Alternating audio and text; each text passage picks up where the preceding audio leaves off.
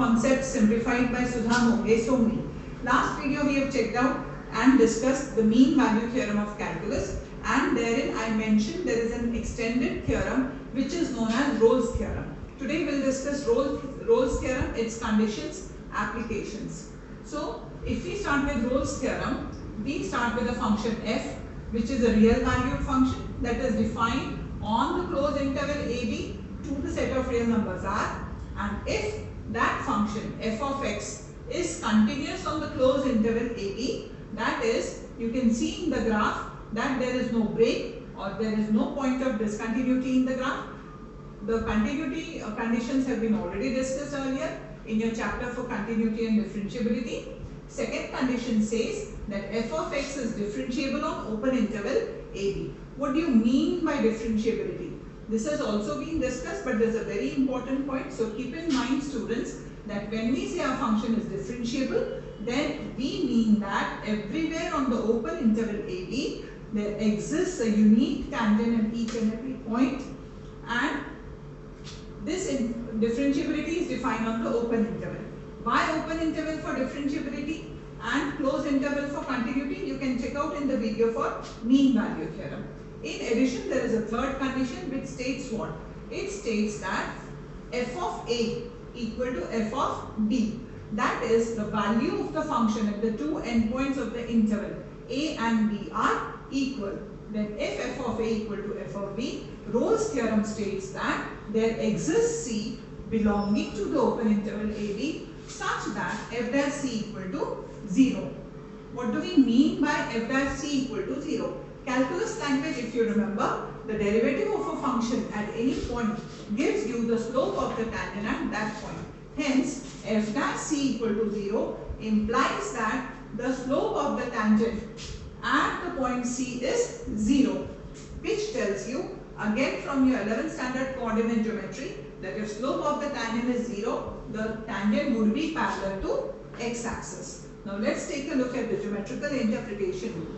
Now we have seen that f dash c equal to 0 tells you that the slope of the tangent at this point would be parallel to x-axis. What is the geometrical interpretation of Rolle's theorem? Let's have a look at the graph. You observe that f of a is equal to f of b, and at the point a the curve is going up.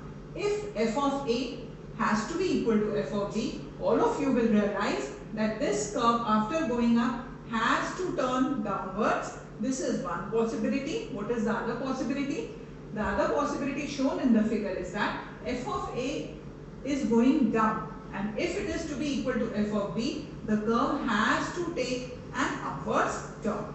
Hence, between a and b, the open interval, there has to be a point c at which the curve takes a turn, and at that turning point you will observe that the tangent is parallel to the x-axis. It may be going up and then coming down, or going down and then coming up. In both the cases, tangent is observed to be parallel to x-axis. We have checked out the Rolle's theorem, and the question generally asked is applicability and verification. This question, if asked, falls in the category of applicability. So apply check if Rolle's theorem is applicable. Function given is f of x equal to mod x on the closed interval minus 2 to 2. So first point to be checked, if you remember, continuity.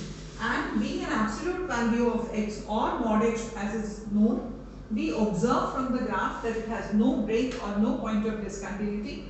Hence the conclusion drawn is f of x is continuous on the closed interval minus 2 to 2.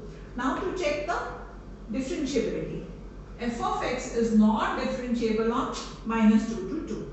Why? Because we will observe that mod x has its vertex at origin, and always remember, students, that any absolute value function on mod x will always be continuous but not differentiable at its vertex, and it will not be differentiable only at the vertex. At every other point lying on it, it is differentiable.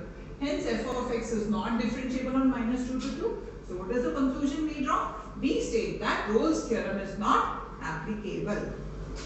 Last question, we have checked the applicability of Rolle's theorem for f of x equal to mod x. Now we verify the Rolle's theorem for the question f of x equal to sin x on the closed interval 0 to 2 pi. So what is the first point to be checked? Continuity. So f of x is continuous from 0 to pi. Students, remember, every polynomial function, all trigonometric functions at all points on their domain, e raised to x, logarithmic x on their domain are all continuous as well as differentiable. Sin x is a trigonometric function, hence differentiable on the interval, open interval 0 to 2 pi.